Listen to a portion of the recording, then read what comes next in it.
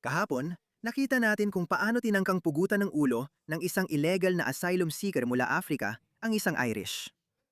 May impormasyon na tayo tungkol sa taong yon. Ito ang pobreng Irish na lalaki. Isa siyang mahina.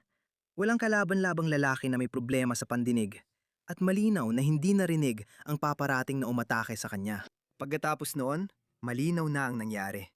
Kaya matagal na naming binabalaan ang lahat na isa sa mga insidenteng ito.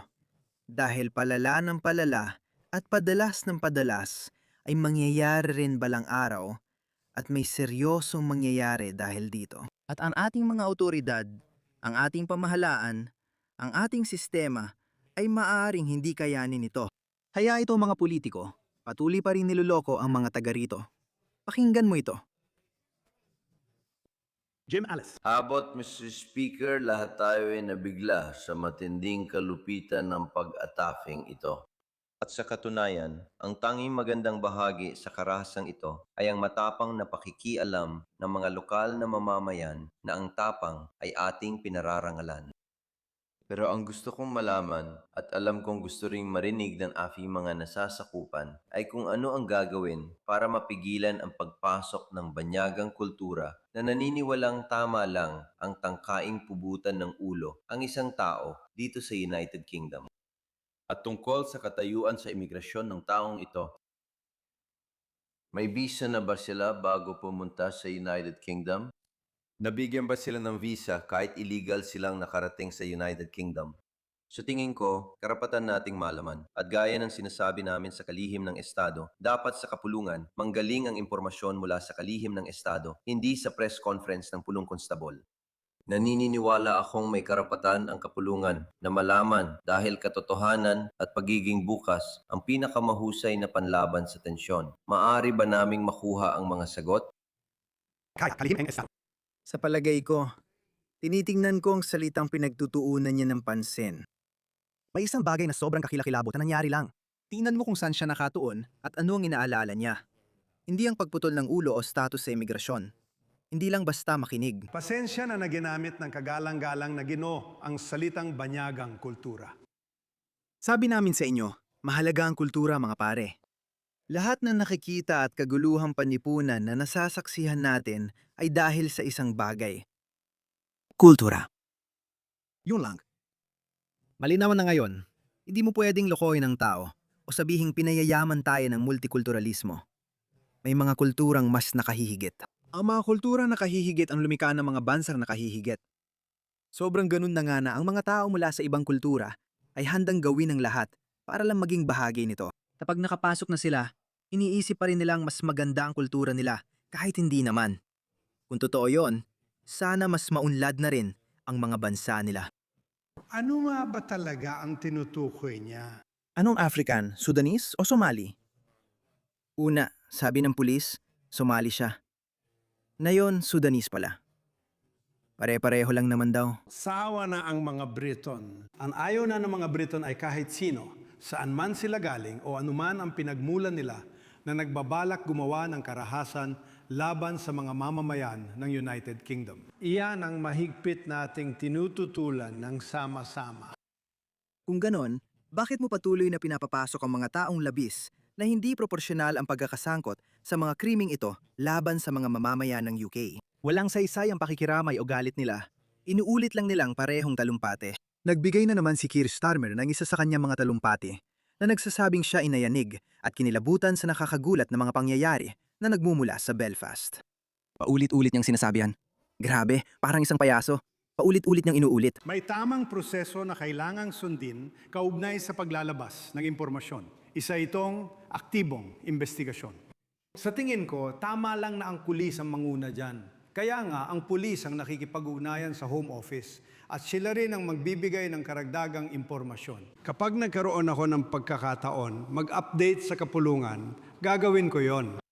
Pabor din ako na hanggat maaari ay mabigyan ng maraming impormasyon kapag nasunod na ang proseso para masigurong ito ay kumpirmado. Nalik impormasyon sa media kaya ang Sudanese asylum seeker ay nag-eroplano mula Paris papuntang Belfast, Northern Ireland.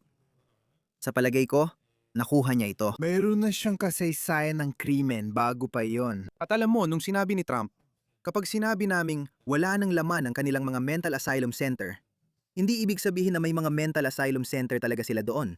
Pero ibig sabihin ay pinalaya nila ang iba't ibang klase ng tao papunta sa kanluran. At ang ating mga kaawa-awa at hangal na politiko ay tila hindi kayang kontrolin ang proseso ng pagpapaalis sa mga taong ito. Ganyan nila niloloko ang tao. Tignan niyo ang nangyayari sa island, mga kaibigan. Kailangan niyong makita ito. Handa na ba kayo? Mga kaguluhan. May mga nakamaskarang lalaking Irish na nagsunog ng ilang bahay at hotel na sinasabing tinutuluyan ng mga asylum seeker. Tignan niyo ito. Tingnan niyo ito.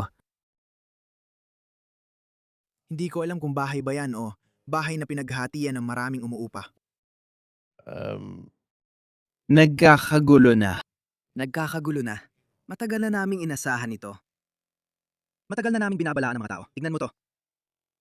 At tignan mo, hindi ako natutuwa sa nakikita ko, pero... Kasi alam mo, kapag ganito ang nangyari sa lipunan, pwedeng mangyari ang nakakatakot na bagay at walang makakahinto nito. Tingnan mo, isa pa. Ito ay isang aerial na kuha niyan. Mayroon ang mga tao. Hindi ko alam kung bahay na pinaghatian ng maraming umuupa ito o bahay. Tingnan mo ito. Ang pinakamalaking channel ng propagandang Islamista sa Britanya. Nanginig sila sa takot ng silaban ng mga ekstremistang kananang bahay sa Belfast. May mga nakamaskarang lalaking tinutugis sa mga imigrante sa lungsod. Tingnan mo ito. Nakakatakot ito, nakakakilabot talaga. Panurin mo ito. Diyos ko. Tingnan mo ito. Ay, shit! Shit! Hey, go! May nagsunog ng kotse na ito. At yung kotse na yon ay bumanggalang sa isang tindahan na pagmamayari daw ng isang Aprikano. Hindi ko alam kung totoo yon. Base lang ako sa mga caption. Pero nakikita tamo naman. Nagpadala sila ng mga riot police. Tingnan mo ang nangyari sa kanya. Mukhang kahit ang mga riot police ay hindi kayang pigilan ang galit na mga tao. Well, mangyayari ito sa Inglaterra mga pare. Mangyayari ito kahit saan. May mga bansang mas mapagparaya. May mga tao, pasensya na, may mga tao mas mapagparaya kaysa sa iba. Mangyayari ito sa Inglaterra. Ano ang gagawin mo kapag nangyari na yon? Ano ang gagawin mo kapag nangyari na yon? Tingnan mo ito. Sinunog bela ang bus na ito?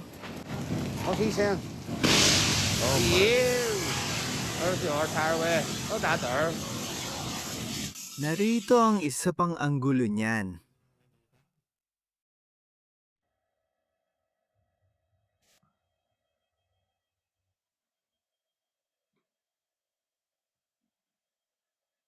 Diyos ko. Boses ng bayan, boses ng Diyos. Ganyan ang nangyayari. Ganyan ang nangyayari. May isa pang video na nagpapakita kung paano nila ginawa yon. Lagi kong iniisip paano nila sinusunog ang mga bagay na to. Tingnan mo. Sinusunog nila ang mga basurahan, tapos ibinabangga nila ang mga ito sa bus. Tingnan mo yan. At pagkatapos, malinaw naman. Diyan nagsimula yon. Oh. Grabe. Sabi na nga namin sa'yo. Hindi ka na pwedeng magkunwaring walang alam. Tingnan mo, ganito nila sinilaban ang bahay na yan. Hindi ko alam kung kanino yan. Tingnan mo yan. Sana wala namang tao sa loob. Nagpapakadelikado ang ating mga gobyerno. Tingnan ninyo. Ganito nila pinapadala ang riot police. Pumasok sila. Tingnan mo. Nagpadala sila ng riot police. At nakita ninyo kung anong nangyari sa kanila. Tumakbo silang pauwi na bahagang buntot. Bakit ang tao lang ito mga pare? Riot police, kalasag, aso, kabayo. Kasi kapag nagalsa ang buong bansa, wala kayong magagawa. Tingnan ninyo, ganito ang nangyari sa kanila. Hindi ko sila nakikita lumalabas sa van. Sinunog nila ang mga sasakyan. Mukhang tumatakbo palayo ang riot police. Bakit ka nga naman hindi tatakbo? Bakit ka nga naman hindi tatakbo? Pero ito ang pinaka nakakatakot na bahagi. Panurin mo. Ito ang pinaka nakakatakot na parte. Lahat tayo nang inginig na parang gago ngayon. Isipin mo kung hindi ka Irish at hindi ka puti. Sila ang may gawa nito. Kung lumabas ako, kung aksidente akong lumabas ng bahay ko, lilinchin nila ako. Ganito na ang antas ng lipunan na nilikha ng ating mga politiko. Dahil yan ang nangyayari kapag hindi mo pinakikinggan ang mga tao. Kapag patuloy kang nagpapapasok ng mga galing sa ikatlong mundo, tingnan mo yan. Nang malawakan. Sa anong punto magre? Ibig kong sabihin, sigurado naman na darating ang panahon na magre-react ang mga tao, di ba? May nabasa akong tweet kung saan may nagsabi nito. Tingnan mo ito, may nagsabi nito. Magandang punto. 7, walang kaguluhan. Lee Rigby, walang kaguluhan. Westminster Bridge, walang kaguluhan. Manchester Arena, walang kaguluhan. London Bridge, walang kaguluhan. Manchester Arena, walang kaguluhan. Reading, walang kaguluhan. Si David Ames, na isang mambabatas, walang kaguluhan. Nagsimula lang ang gusot matapos ang Southport Massacre. Tingnan mo paano tumugon ang gobyerno. O sige, sinabi namin sa inyo noon, hindi yan makakapigil sa mga tao. Hintayin mong mangyari ulit yon. Hilagang Irlanda. Irlandes sila pero bahagi pa rin ng UK. Makatarungan ang punto mo. Ipinapalagay kong Ingles o Briton siya. Ang sinasabi niya, matiisin tayong bansa pero may hangganan din ang lahat. Darating ang punto na papalag sila. Papalag talaga sila. At yan mismo ang nangyayari na yon. May iba pa?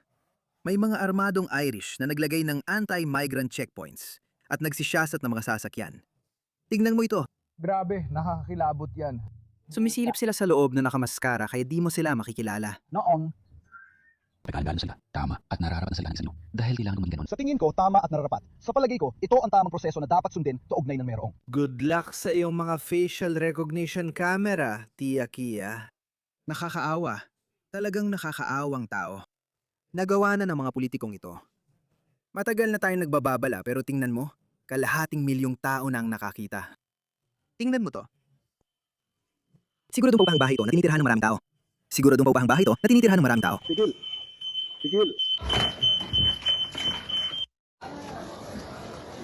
Maniniwala ka ba? Tingnan mo, may lalaking Aprikano na gustong maging bayani at manggulo sa mga tao. Panurin mo to. Itong lalaking to. Panurin mo siya, ang galing ng Irlandes na to. Boom.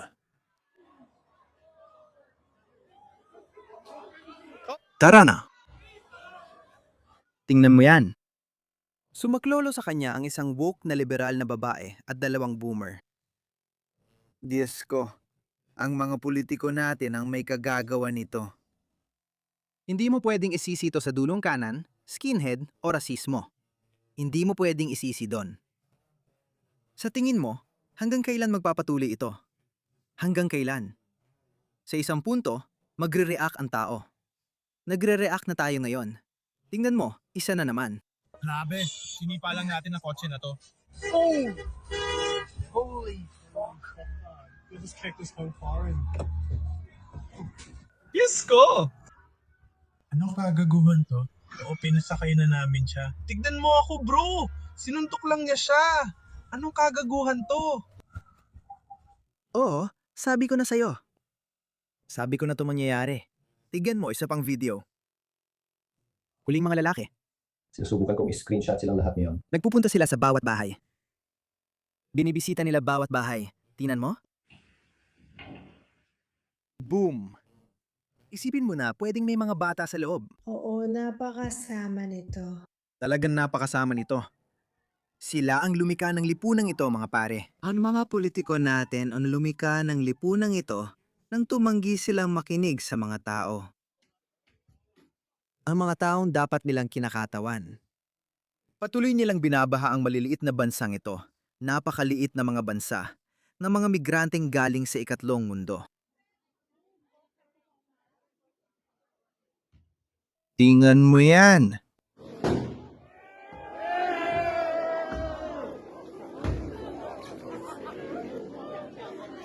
Magaling. Grabe yan.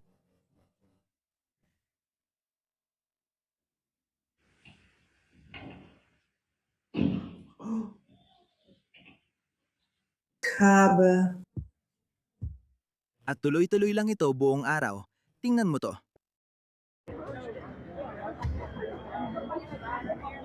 Walang pulis na nagtagal. Dumating sila, pero agad ding umalis. Hindi ba't kamangha-mangha yun? Dumating sila, nagpadala pa sila ng riot police, tapos umalis din. Iniwan nila ang mga taong ito sa awan ng mga iyon. At mangyayari yan.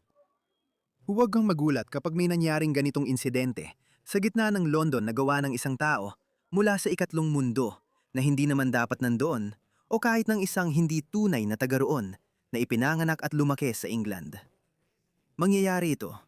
May mapapatay. May insidenteng magdudulot ng kaguluhan sa England. Mangyayari ito. Ano pa bang hinihintay nila? Parang hinihintay lang talaga nilang mangyari yon.